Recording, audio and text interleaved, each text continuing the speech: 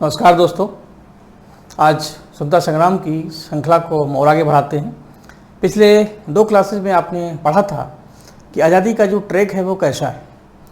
1857 की क्रांति से 1947 तक की इस महायात्रा में हमने कुछ स्टेप बताए थे, कुछ पड़ाव बताए थे, जैसे विद्रोह का होना, विद्रोह के बाद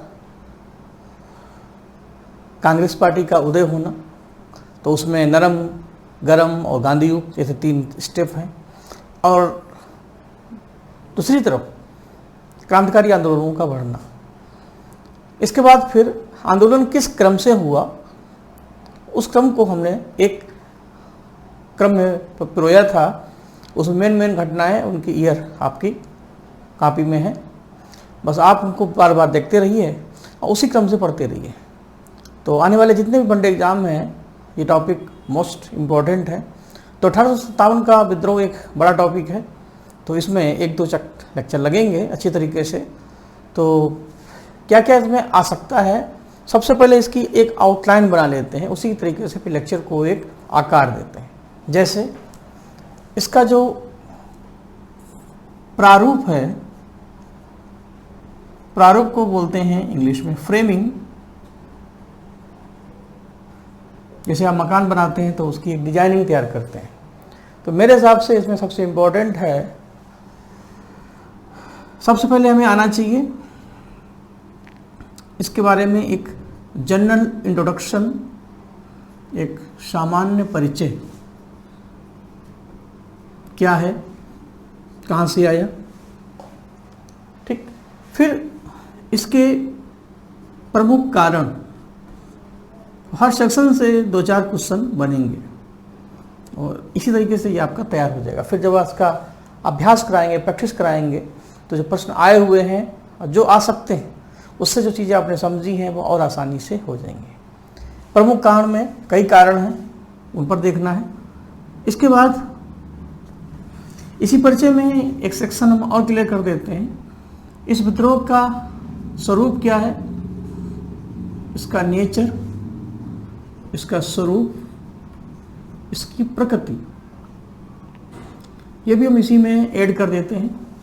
अभी तक ये तय नहीं हो पाया कि ये विद्रोह सैनिक है कि धार्मिक है या राष्ट्रीय है, तो अलग अलग विद्वानों ने अपने अलग अलग मत दिए, उसी आधार पर इसमें प्रश्न बनेंगे। और इससे संबंधित कुछ बुक्स हैं, कुछ पुस्तकें हैं जो पूछी जाती है, तो इसको हम इंट्रोडक्शन वाले सेक्शन में ही कर देते हैं और इसी क्रम में इसको पढ़ा देंगे। काल के बाद फिर विद्रोह का प्रारंभ हुआ, ओपनिंग ऑफ रिवोल्ट,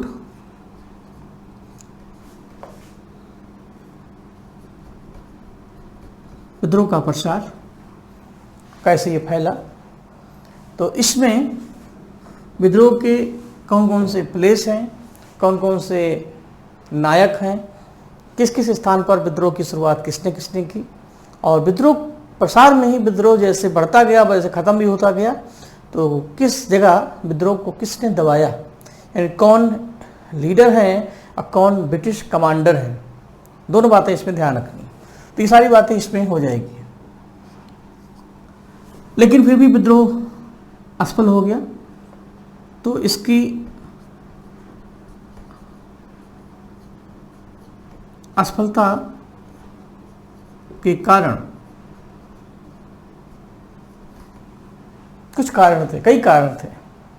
वो कौन कौन से थे जिसकी समीक्षा अंग्रेजों ने की, और दोबारा विद्रोह ना हो तो इसके लिए इसका प्रभाव क्या हुआ, इसका रिजल्ट क्या निकला, इसका परिणाम क्या हुआ।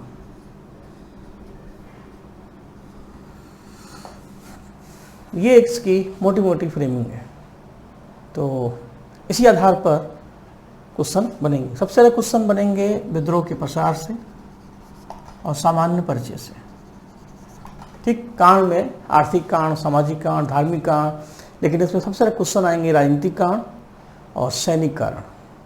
राजनीतिक कारण में बेलेजली की सहायक संधि और डलहौजी की हड़प नीति, और सैनिक कांड में बैरकपुर का विद्रोह भाई मंगल पांडे।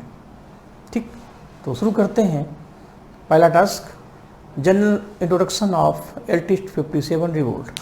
मीडियम का देखिए कोई इशू नहीं, हिंदी हो चाहे इंग्लिश, हमारे कम्युनिकेशन की भाषा हिंदी रही है तो ये सबको आसानी से समझ में आती है। लेकिन जो टेक्निकल वर्ड्स हैं वो हम हिंदी इंग्लिश दोनों में प्रेजेंट करेंगे जिससे किसी को कोई दिक्कत ना हो। लेकिन कोशिश करिए कि चीज़ों को समझें, आसानी से उनको फिर क्लियर करें।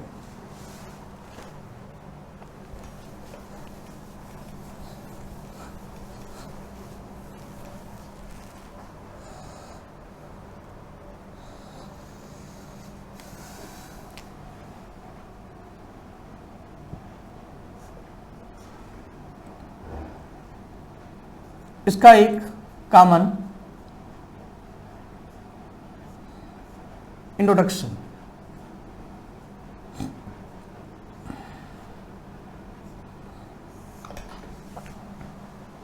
जैसे प्रश्न बनता है कि 1857 के विद्रोह के समय भारत का गवर्नर जनरल कौन था, ब्रिटेन के सम्राट कौन थे, ब्रिटेन के प्रधानमंत्री कौन थे, विद्रोह के मुख्य कमांडर कौन थे, ये विद्रोह कब से कब तक चला, इसकी अवधि 1 साल से अधिक है, 2 साल से अधिक है, 1 साल से कम है या 2 साल से कम है, कितने बहा, कितने वर्ष, कितने दिन।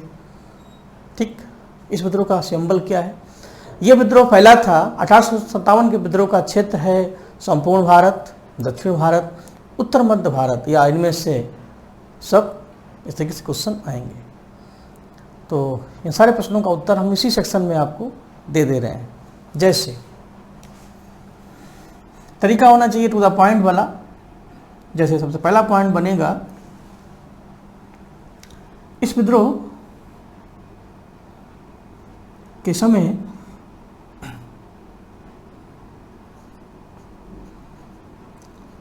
भारत के गवर्नर जनरल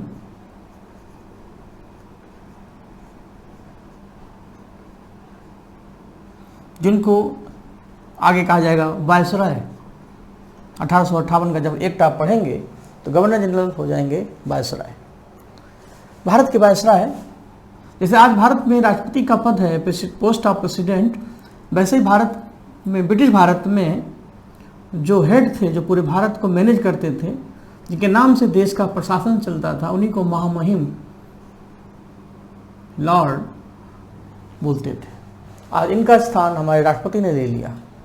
तो लॉर्ड कैनिंग उस समय के गवर्नर जनरल थे। ब्रिटेन में चूंकि ब्रिटिश क्राउन है, ब्रिटेन में राजतंत्र है, तो वहाँ एक ही परिवार के लोग क्राउन के हिस्से पे आते हैं। जैसे भारत में मुगल में बाबर, हुमायूं, अकबर, शाहजहाँ, चंद्रगुप्त मौर्य, बिंदुसार, अशोक, ऐसे यहाँ पर भी था। तो उसमें ब्रिटिश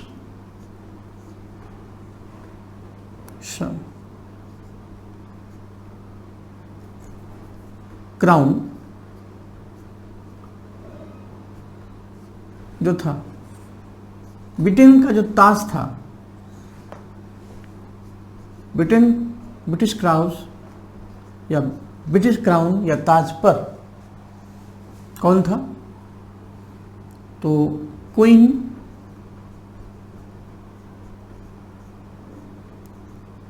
विक्टोरिया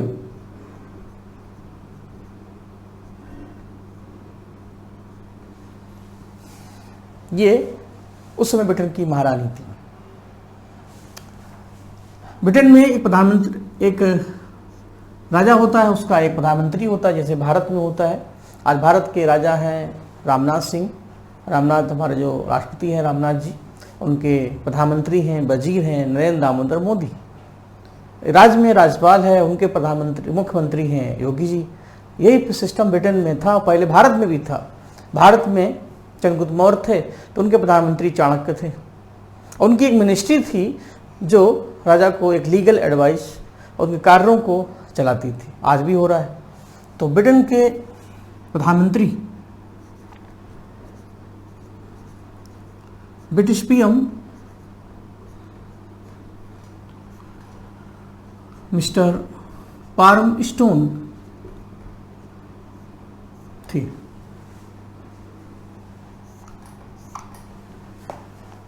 उस समय। इस विद्रोह को कैप्चर करने के लिए, दबाने के लिए अंग्रेजों ने एक मुख्य कमांडर को सिलेक्ट किया जो पूरे विद्रोह के मुख्य सेनापति थे। तो सामान्य विशेषता में एक ये भी हो जाएगा।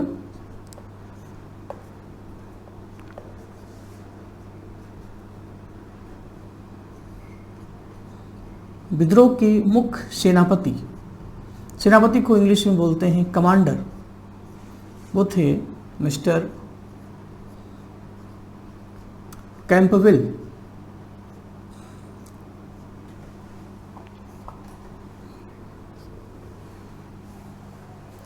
इस विद्रोह का ड्यूरेशन और अवधि की बात करें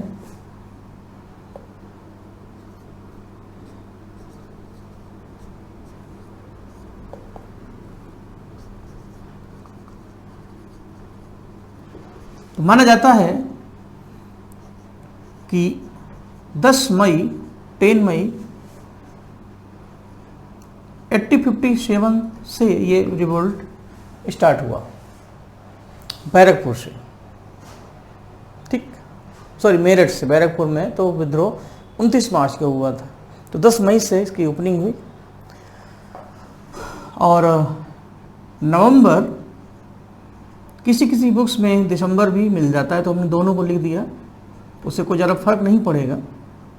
1858 यानी मई से दिसंबर 1858 ये विद्रोह की पूरी टाइमिंग है। अप्रैल, मई, जून, जुलाई, अगस्त, सितंबर, अक्टूबर, नवंबर, दिसंबर भी जोड़ देंगे तो 9 महीने, यानी 1 ईयर। जून, जुलाई, अगस्त, सितंबर, अक्टूबर, नवंबर, नहीं, जून, जुलाई, अगस्त, सितंबर, अक्टूबर, 6 मंथ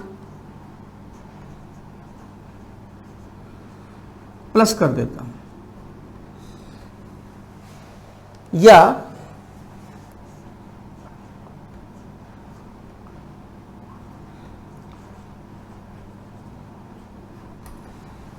डेढ़ साल प्लस, ये भी हो सकता है। तो कि जैसे क्वेश्चन पूछे जाते हैं हमें मैटर को वैसे ही परोसना है, ज्ञान नहीं बिगाड़ना है, ना आपका अपना अपना। नॉलेज वही होता है जो व्यवहारिक हो, दवा वही होती है जो मरीज को लगे, दुआ वही होती है जो सही समय पर काम आए, और नॉलेज भी वही होता है जो जिससे आपका उद्धार हो। तो बाकी मार्केट में ढेर सारी बुक्स हैं, तो बस ये है कि कहाँ कहाँ पर क्या क्या आ सकता है। तो इस तरीके से हर लेक्चर की फ्रेमिंग अगर कर लेते हैं हर सब्जेक्ट की, तो उम्मीद है कि चीज़ें अच्छी होंगी। इस उम्मीद के साथ ये सीरीज़ शुरू कर रहे हैं और कोशिश करिए कि आप भी इसका फ़ायदा उठाएं और आपको समझ में आती है। और समझ में आने का मतलब आनी चाहिए, अगर आप ईमानदार हैं, हानेस्ट हैं अपने विषय के प्रति, अपने प्रति, तो आगे को भी इसको पहुंचाएं जैसे सभी लोगों को इसका लाभ मिले, तब तो पढ़ाना सार्थक है। तो 1.5 साल प्लस, 1 वर्ष 6 माह प्लस, ऐसे क्वेश्चन पूछे गए। 1857 का विद्रोह कब तक चला? 1 वर्ष से कम, 1 वर्ष से अधिक, तो 1 वर्ष से अधिक। वैसे देखा जाए तो 1.5 वर्ष से भी अधिक होगा। आगे बढ़ते हैं।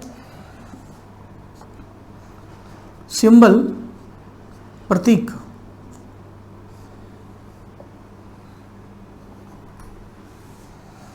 इस विद्रोह का जो सिंबल था, प्रतीक था, प्रतीक का मतलब है जब विद्रोह शुरू करने का प्लान बना तो जो लोग विद्रोह में इंटरेस्ट लेना चाहते थे, जो शामिल होना चाहते थे, तो उन सबको रोटी और कमल, एक लोटस एंड ब्रेड, एक सिंबल के लिए भेजा गया।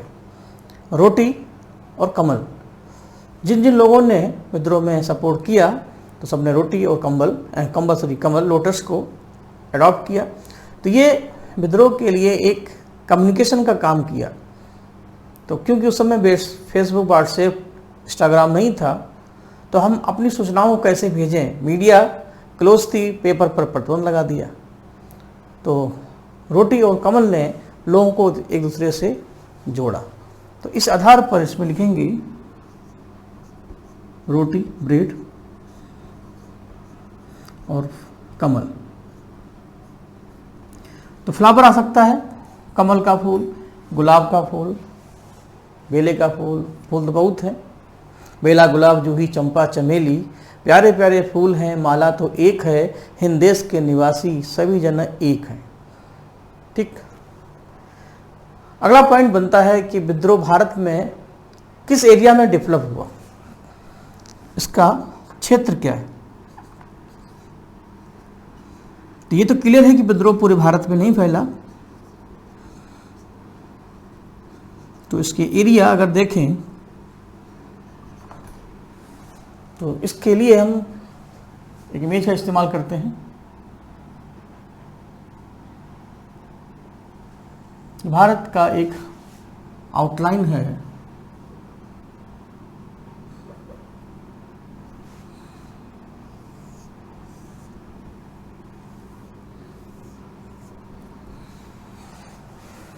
इतना तो अंदाजा मिल ही जाएगा कि विद्रोह का प्रसार कहाँ पे था। तो इस विद्रोह का जो क्षेत्र था, जो एरिया था, वो केवल उत्तर भारत था। जो नॉर्थ मिडिल इंडिया है, ये यहाँ पर विद्रोह का प्रसार सबसे अधिक हुआ और साउथ में नहीं हुआ। यानी ये है उत्तर मध्य भारत, जिसके बीच में है अवध क्षेत्र।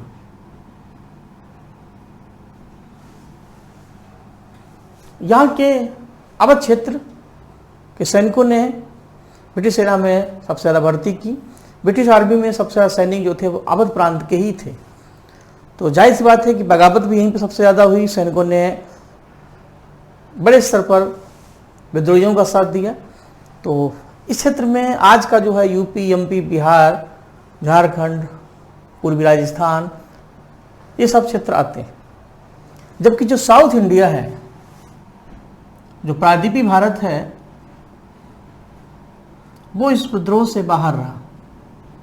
हम ये भी कह सकते हैं 1857 विद्रोह की आंच जो है, जो आग है, वो उत्तर भारत तो फैली लेकिन दक्षिण भारत नहीं फैल पाई। और दूसरी बड़ी बात, जितने भी राजे रजवाड़े थे, जितनी भी रियासतें थीं, जितने भी पढ़े लिखे लोग थे, जो अंग्रेज़ों के यहाँ सरकारी बाबू थे, उन्होंने विद्रोह को दबाने में अंग्रेज़ों का हिस्सा दिया। जबकि जो गरीब तबका था, चाहे किसान हो, चाहे मजदूर हो, चाहे युवा हो, इनकी अपनी समस्याएं थी। किसानों को लगान देना था, मजदूरों को वेतन नहीं मिल रहा था, और बाकी जो शोषक थे और जो शोषित थे, तो जिनका शोषण हो रहा था, उन्होंने ही बगावत किया। भाई देखा होगा मोहल्ले में एक व्यक्ति ऐसा है जो सबको परेशान करता है, लेकिन उसके विरोध में कोई आगे कोई नहीं आता। अंदर आग सबके भरी रहती है कि मौका मिल जाए तो उसको थप्पड़िया दें, लेकिन बिल्ली के गले में घंटी तो कोई बांधे। तो यही चीज़ यहाँ पर भी थी। देखा हो, उसी में किसी एक ने हिम्मत की और उसका विरोध किया। एक बढ़ा तो दूसरा बढ़ा, दूसरा बढ़ा तो तीसरा बढ़ा। जैसे साउथ की मूवी आप कहीं देखते हैं, तो जब जनता आती है तो धीरे धीरे कदम आगे की ओर बढ़ते हैं। तो देखते देखते लोग बढ़ते गए, तो रोड पर कुछ इधर से आए, कुछ उधर से आए। इस विद्रोह के कई रीजन हैं। तो कुछ आर्थिक कारण से परेशान थे, कोई सामाजिक कारण से परेशान थे, कोई राजनीतिक कारण से परेशान थे। तो लोग मिलते गए, कारवां बढ़ता गया, विद्रोह चढ़ता गया, और अंग्रेज अपनी जो एरिया था उसको बचाने में लग गए। और 1.5 साल के बाद धीरे धीरे फिर वही स्थिति आ गई जो पहले थी। तो ये एक असफल विद्रोह भी नहीं कर सकते, लेकिन इसने अपनी असफलता में सफलता ये दिखाई कि हमने अंग्रेज़ों की आंखों में आंख डालना सीख लिया। देश प्रेम की एक फीलिंग जो अभी तक नहीं दिखी, वो दिख गई थी।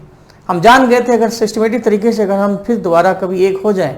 इसमें कई गलतियां हो गई, जो कि ये पहला मैच था, अनुभव की कमी थी, जोश तो बहुत था, लेकिन सही तरीके से बल्ला चला नहीं पाए।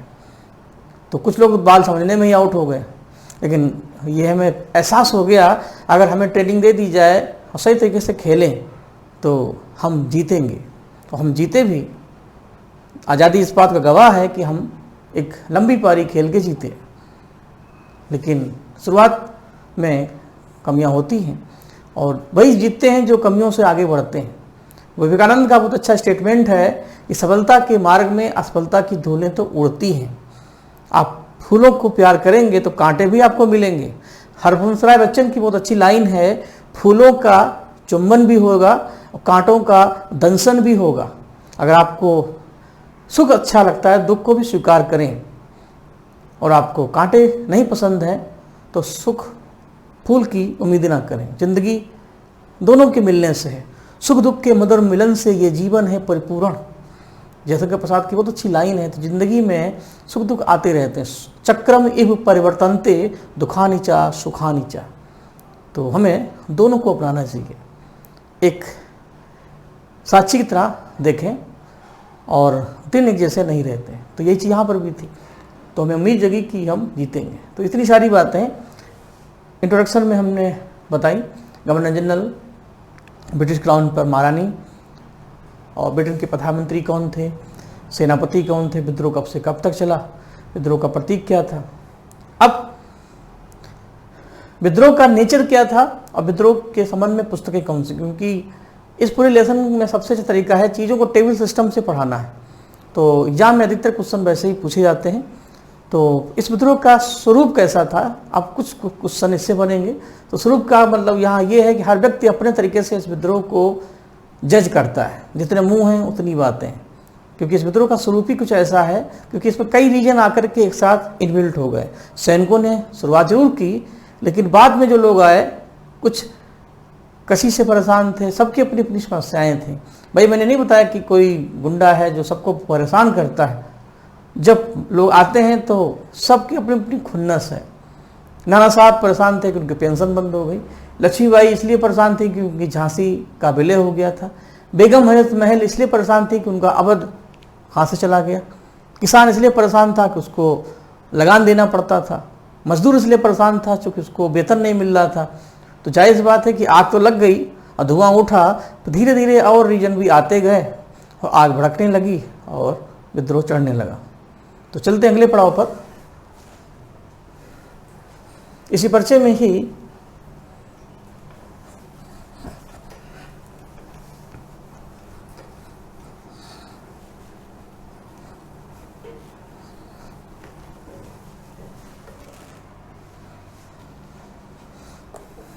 इस विद्रोह से संबंधित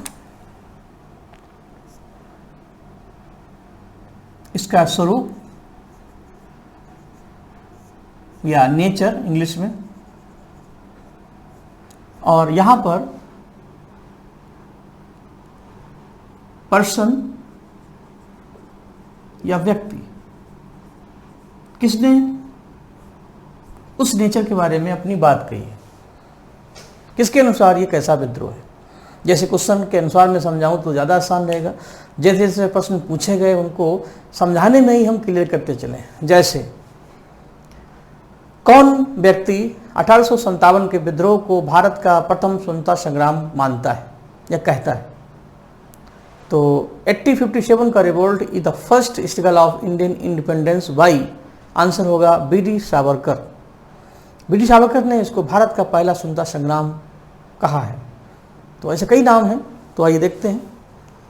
तो स्वरूप में सबसे पहले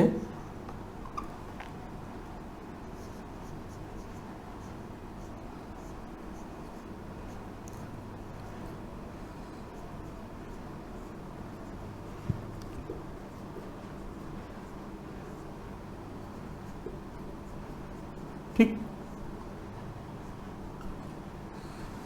first struggle of Indian independence, और ये नाम दिया है, ये टाइटल दिया है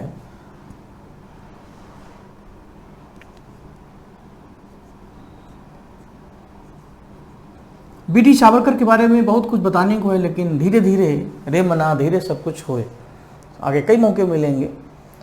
बी.डी. सावरकर एक फेमस क्रांतिकारी थे। बाद में विदेश में गए, विदेशी संगठन में, क्रांतिकारी संगठन में हिस्सा लिया, फिर काला पानी की सज़ा हुई। उसके बाद फिर वो भारत में जेल से रिहा होकर के फिर अन्य राजनीति में सक्रिय हुए। तो सावरकर की अपनी पॉलिसी है, तो इनसे संबंधित जो भी क्वेश्चन है वो मिल जाएंगे।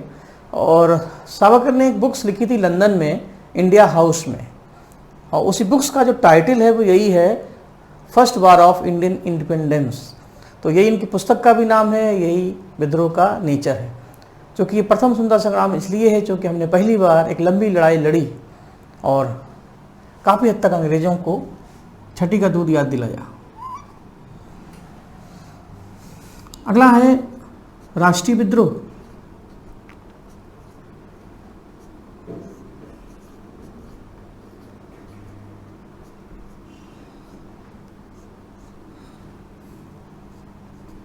कुछ लोग कहते हैं कि ये एक राष्ट्रीय विद्रोह है, हालांकि पूरे भारत में नहीं फैला, लेकिन उत्तर भारत में नंबर ऑफ पॉपुलेशन अधिक हैं, राज्य ज़्यादा हैं, एक बड़े स्तर जनसंख्या को प्रभावित किया। और इसी वजह से एक अंग्रेज हैं डिज़रायली,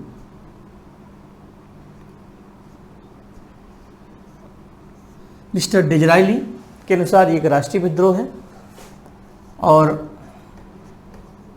अशोक मेहता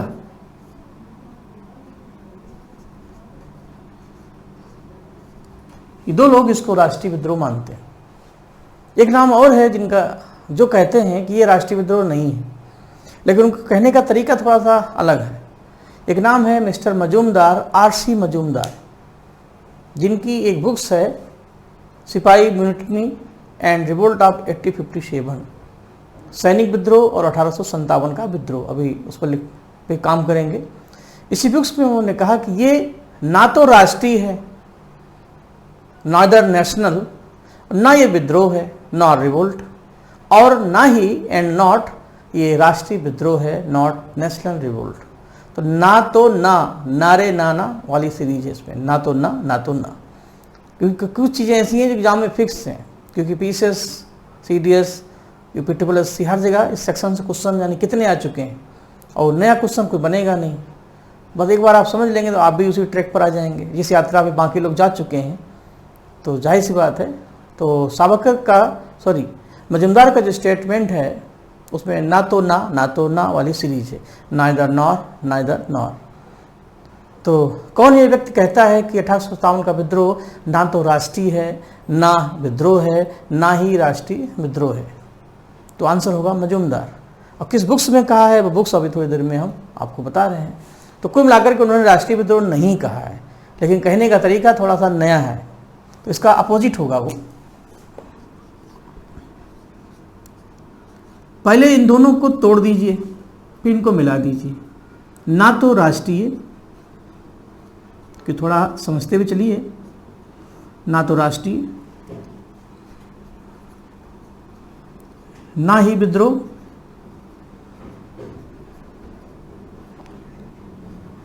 और ना ही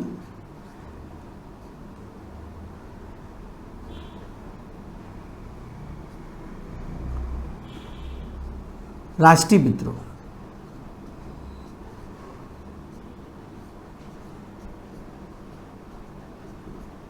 तो आप देख सकते हैं, तो राष्ट्रीय अलग है, विद्रोह अलग है, दोनों मिला दिया।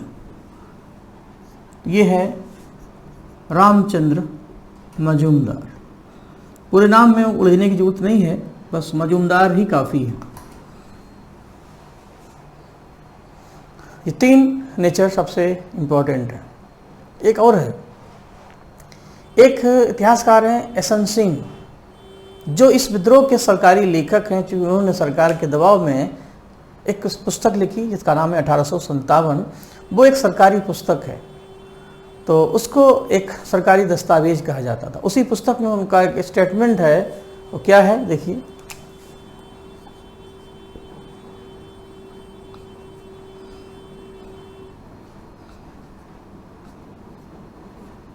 धूल भरी आंधी,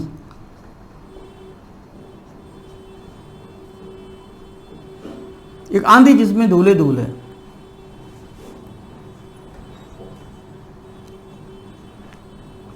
मिस्टर सेन, जो इस विद्रोह के सरकारी इतिहासकार हैं। इसके बाद नेचर और भी हैं, क्योंकि आप बुक्स भी पढ़ते हैं तो उसमें भी ढेर सारे डिटेल मिलेंगे, लेकिन हमने पहली मुलाकात में आपसे कहा था सिलेक्शन लेना है तो सबसे पहले अपनी प्रकृति को सूप जैसी बनाएं। क्या नहीं पढ़ना है दिमाग इस पर लगाएं। लिखवाने को तो हमको और कई घंटे पढ़ाते रहें, लेकिन आएगा वही जो आता है, होगा वही जो राम चिराखा। तो कुछ चीज़ें ओरल सुन लेते हैं, तो अगर मन करे तो उनको आप जोड़ लेना, नहीं तो कम से कम इतना रखिए, तब हमारा और आपका दोनों का समय बचेगा, गुणवत्ता बनी रहेगी। जैसे कुछ लोग कहते हैं कि सैनिक विद्रोह है।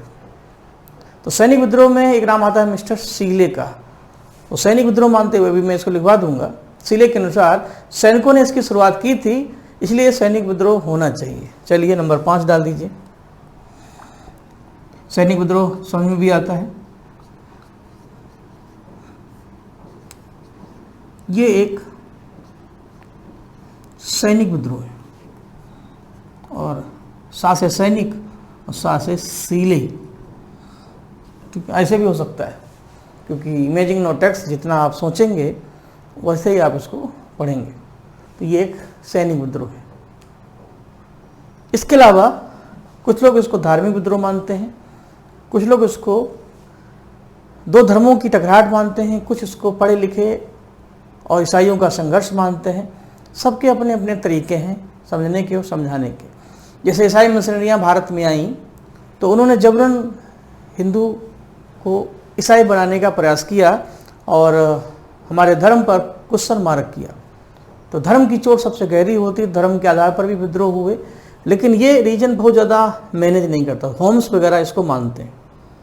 तो बाकी के जो नेचर हैं उनको हम ड्रॉप ही कर देते हैं, क्योंकि अगर आना होगा इतने से मैचिंग से भी आएगा तो भी बन जाएगा, क्योंकि 5 में 3 आपको पता हो तो आप आराम से निकाल लेंगे। हमने 5 दे दिए। आगे बढ़ते हैं। अब आते हैं इस विद्रोह की प्रमुख पुस्तकों पर। तो जिन्होंने पुस्तक लिखी है अधिकतर उन्हीं लोगों ने स्टेटमेंट भी दिए। तो उसी आधार पर आगे बढ़ते हैं। जहाँ नेचर है वहाँ पर बुक्स हो जाएगा, जहाँ पर्सन लिखा है वहाँ पर राइटर हो जाएगा, आथर हो जाएगा। जब पर्सन ही लिखा रहने दीजिए, कोई दिक्कत नहीं।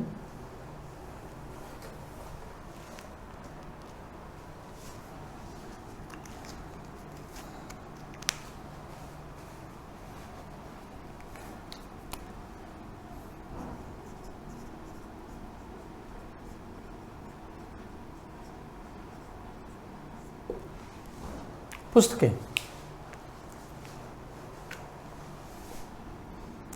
पहली पुस्तक है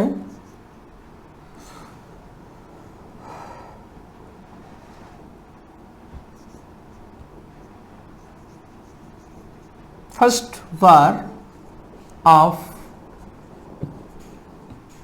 इंडियन इंडिपेंडेंस, जिसको हिंदी में कहते हैं भारत का प्रथम स्वतंत्रता संग्राम।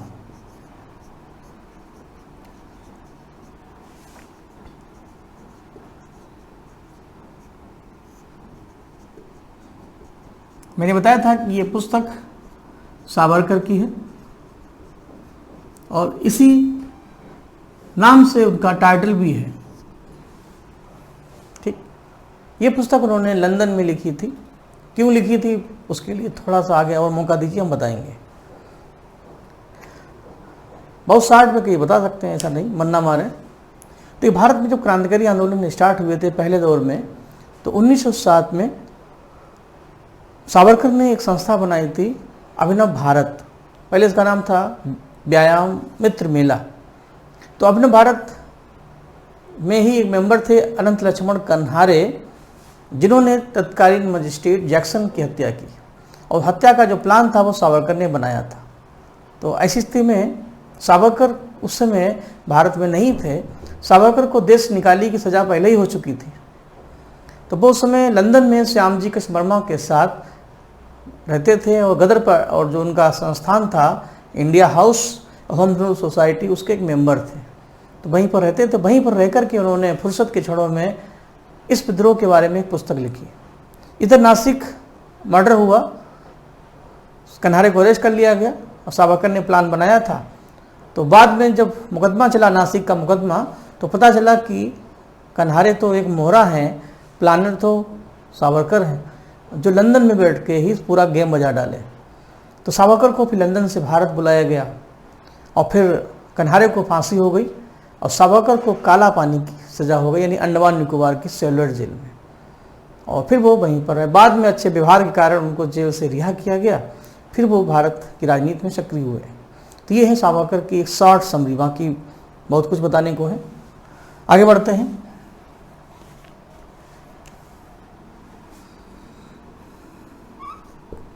एक बुक्स है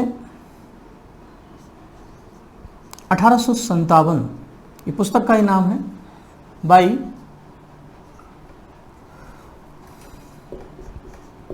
एसन सीन।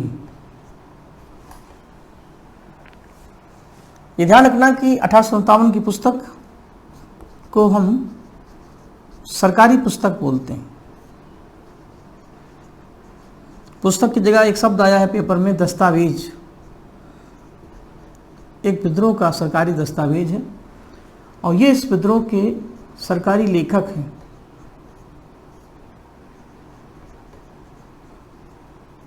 या इतिहासकार है।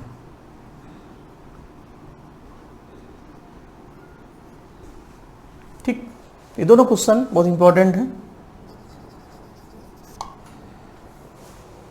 और इसी पुस्तक में सावरकर ने कहा, सेन ने कहा कि ये धूल भरी आंधी है।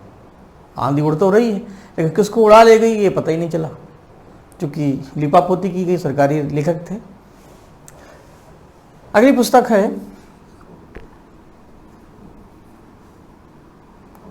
द ग्रेट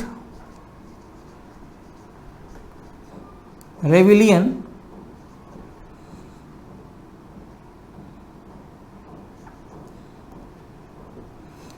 क्योंकि बुक्स हिंदी में भी आ सकती है, इंग्लिश में भी। अब ग्रेट रिविलियन का मतलब होता है महान विद्रोह,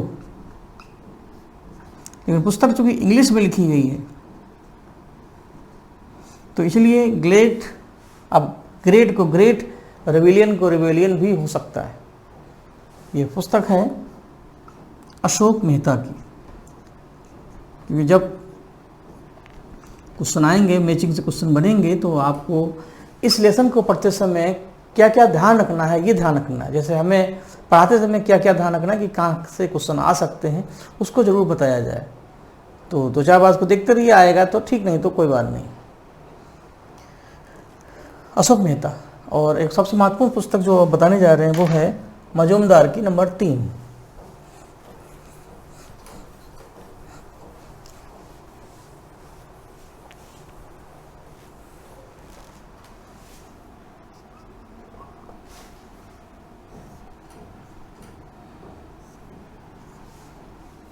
सिपाही म्यूटिनी एंड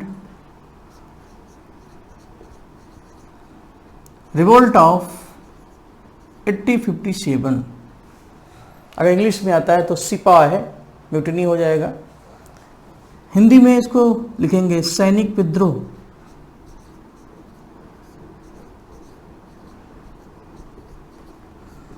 और 1857 का विद्रोह, तो पूरा लिखा ही है, चलिए लिख देते हैं।